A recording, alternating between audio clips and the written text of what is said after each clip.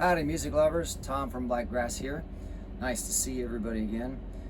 So in this video we had a few people ask some questions about kind of what's happened to us over the last year since we first went on the road. When Blakgraz, first Blakgraz really started a long time ago, but it really didn't start to take off until we moved to Texas in San Antonio and a place called Blakgraz that actually let me come and play there every Saturday. I did that for 2.5 years.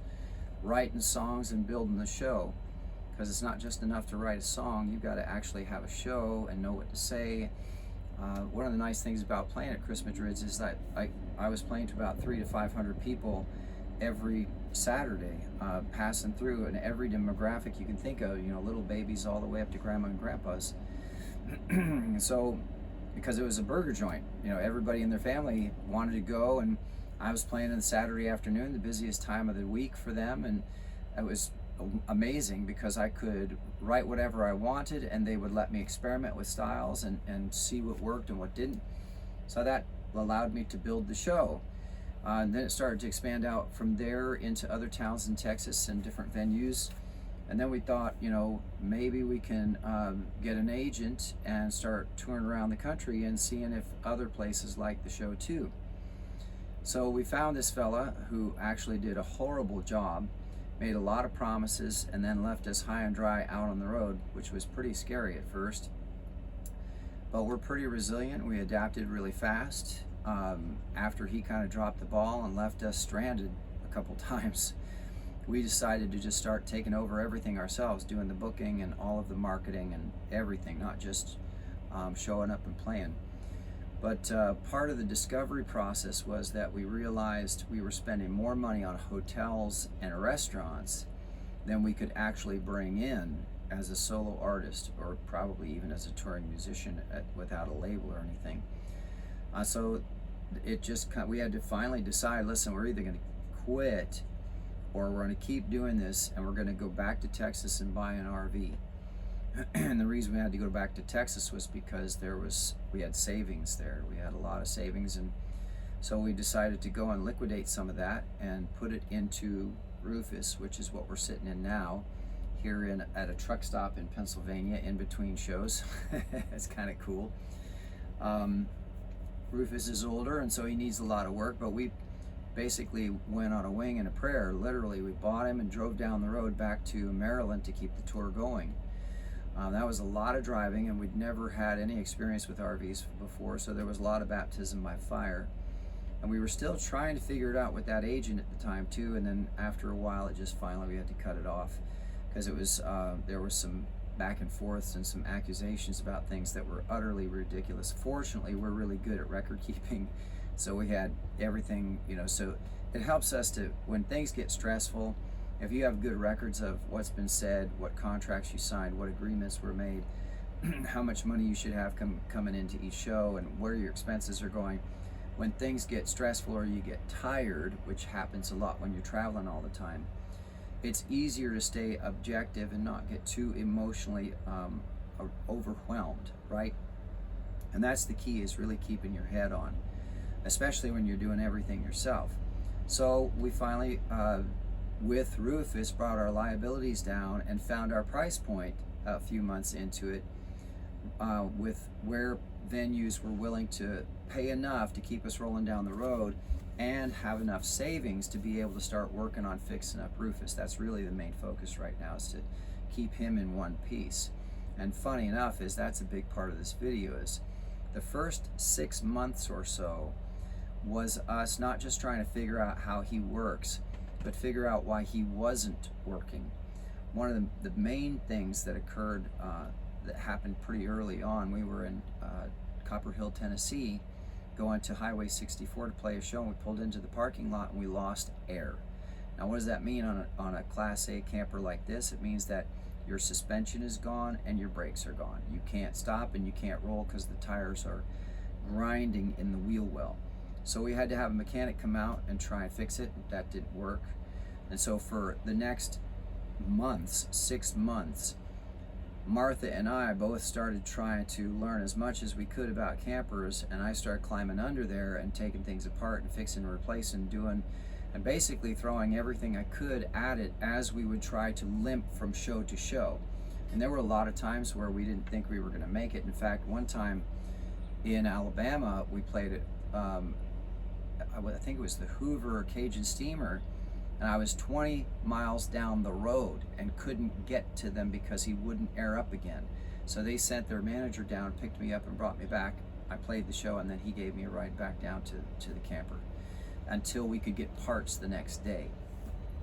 And then I put a new dryer on and all this other stuff, and but we did, every time we would start him up, we were never sure if we were actually going to make it to the next show, and that was really stressful. Talk about losing sleep and wondering when you wake up in the morning what you're going to have to look at next.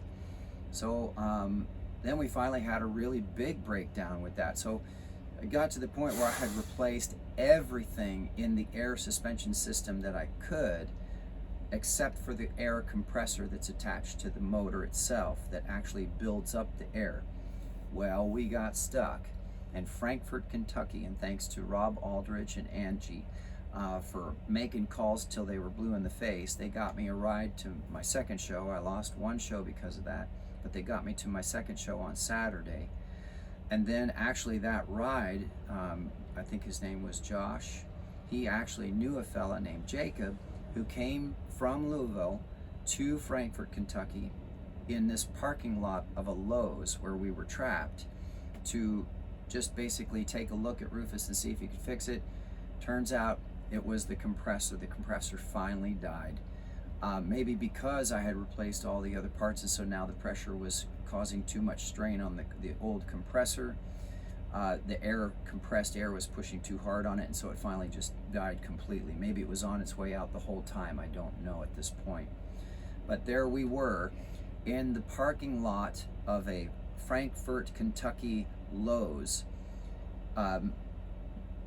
taking off the old compressor, draining the antifreeze, putting on the new compressor. I had to go in from the top and he had to go in from the bottom because there's this one bolt with a sleeve on it that just would, a stint I think it's called, that would, you couldn't get to it. The way they designed it, the parts were together and it was down in between, and you just had to have hands in there all around it. I think we have pictures of that somewhere too. It was extraordinary. So we got that fixed. Now, a big shout out to that Lowe's there in Frankfort, Kentucky. They were super nice about us being stuck there. They even let us use their hoses to fill up the water. And a huge thanks to a local sewage, drain.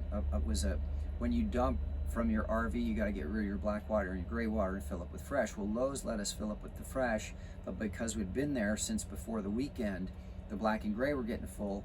Well, this fella came out at no charge and just gave us a paper invoice and said, pay when you can. And he dumped our gray and our black so that we could at least, take showers and such for being stuck there for so long. Needless to say, after the compressor went in, the next thing you know, the parking brake is leaking air. Now, the way Rufus is designed is there's an active button here that actually activates the parking brake with air pressure. So if you don't have air pressure, your parking brake won't come off and you can't move. Well, the canister that puts air into it drives a rod that pushes the parking brake to release. So you got to build up that air. Well, it was leaking because now the bracket that holds that canister in place so it lines up with that rod had cracked, and apparently it had been cracked for a long time, and so now it was leaking air. You get done with all that stuff. I mean, I literally placed all the height level adjustments, all of the valves, safety valves, PCC valve, everything, secondary, all the way back, and checked the lines, replaced the dryer and the governor several times. Now I'd put in a new compressor and the dang parking brake was leaking air. We didn't think we were ever going to get this figured out. We were really close to just giving up. So then we found James, a fella at Jerry's Truck and Diesel Repair in Ohio, and he actually agreed to take a look at it. Now, that's one of the things we found out about with RVs is it's hard to find people who are willing to work on them because They're just nothing, there's nothing standard on them. They're all modified, they're all different according to the manufacturer, according to the model, and according to whatever parts they had laying around. So a lot of folks don't like working on them, not just because of the liability, because sometimes it's a pain in the butt. So we finally found James, drove a half hour over to his shop. He got under there and took a look at it, and even gave us a temporary fix, because I had to drive up and play more shows in Northwest Ohio, up in Westerville and Canal Fulton and stuff like that, and then get back down to him in Cincinnati after the weekend to have him actually fabricate a brand new bracket, a whole new bracket, because they don't sell them anymore. They don't make the brackets for this year. It's a 2000 Country Star by Newmar with a Spartan chassis. They don't make the air canister that releases the parking brake, and they don't make the brackets anymore. So he had to make one from scratch. And then he took basically an air canister that drives a rod from what they use on the back of big dump trucks. So it's a little bit bigger, not a little big, it's considerably bigger. And he mounted that on so it would drive that. So now it works great. It's just funny because when it used to originally release, it'd be a quick pop and a small hiss, and now it's this big drawn out when the air comes out, because that thing is so big. Sort of like that. This truck parking next to us, you know. So basically, after all that, right, in the midst of dealing with Rufus not working properly, we're also trying to book shows and market the shows and make sure that people show up, plus trying to write and record songs, or just be rested enough to play the shows. So you can imagine now Rufus is finally running more smoothly on such a regular basis, and a lot of what we're doing is stuff now that we wanted to take care of a long time ago, but we weren't able to because we were so focused on the air system. But now at least when we get up, we know he's going to start. He's always started. The engine is really strong, but it's the air system. That was the real kicker. We feel a lot more comfortable about Rufus and how he's running. But then we had another agent who made promises again, a young lady, and of course, no real experience with booking national shows, and dropped the ball. Thank God we didn't really stop what we were doing. We just told her, listen, if you can get shows, get them. But we're not going to stop what we're doing. And thank God we didn't, because she didn't book a single show. In fact, the one show that she did book was a place I had already contacted, and I said, listen, that's all right, we're going to start working together, you take it. And then they canceled. So it's just, there was, you know, whatever. We're not supposed to work with an agent, I guess, unless y'all know somebody who'll book nationally. And I've contacted other agencies too, and they've said, oh, well, we couldn't possibly help fill your schedule that much. We only work, you know, locally. It says on their website that they book nationally and they work with other agencies. What is it with agents anyway? If anybody has comments on that, I'd love to see what your thoughts are, or if you even have suggestions, let me know. But anyway, so it was a really rough start last year. We almost didn't make it more times than I care to admit. But the wonderful thing is that now here we are going into the second year, and we've played at places 2 or 3 times now, and now we're starting to expand out into the western states starting next year. And we're getting booked more and further out, and we're making more at not just from the fees of playing, but also in terms of tips. I cannot believe the generosity that we're running into. People are driving, you know, 2 hours. This show at the Westwind up in St. Mary's, Paul and Paula came all the way from near Pittsburgh, 2 hours to get out there. And you had Jeff and Terry come all the way up from Reynoldsville. When people start driving those kind of distances to see your show wherever you are, just because you're in the area, and that's magic. It means so much to us. So that's the kind of stuff that actually keeps us going when things go wrong. We think of those folks and how much they like what we're doing, and we don't want to give up on them. We don't want to quit on them. And so we'll push through, you know, fixing whatever. We got to replace the tires now. We got to fix the brakes. We got to fix the steering. We got to pack the bearings. We got to change the oil again soon. We got to fix the roof, and we got to it's a camper. It's not just a truck or a bus that you're driving down the road. This is your home. So if you can, as I'm sure anybody that has owned a house before knows there's always a list of things that you got to fix.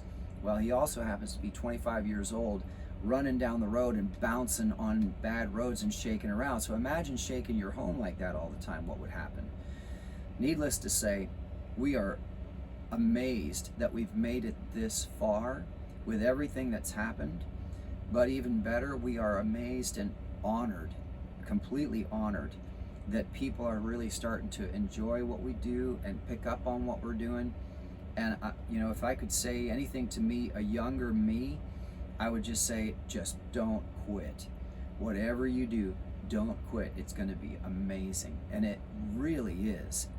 I can't tell you how much I love driving down the road, meeting these amazing people, and getting to play my songs for them so that they can hear it. It was worth every second underneath Rufus getting filthy and dirty and wrecking my hands and trying to fix this thing to keep it going.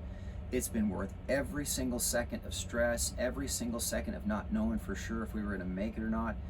And a huge thank you to every single venue who ever booked us and believed in us and let us come in and prove that we could put on an amazing show every single time. So when folks ask about, you know, what happened that first year, how did it go, was everything rosy and everything super easy and it was probably one big party? Not at all. It was probably one of the toughest years we've ever faced, professionally, personally, emotionally, spiritually. We got tested big time. And I'm not sure that the tests are done either, but we are making some really great progress, and so it's worth the fight. So that's about it for now. If you haven't already, please like the video and subscribe. And even better, make sure you follow on social media or on any of the streaming services. And it's a huge help every time you like or follow, or even better, put one of my songs, a Blakgraz song, into a playlist. That's a huge help. So thanks everybody for tuning in, and hopefully we'll see you at a show real soon.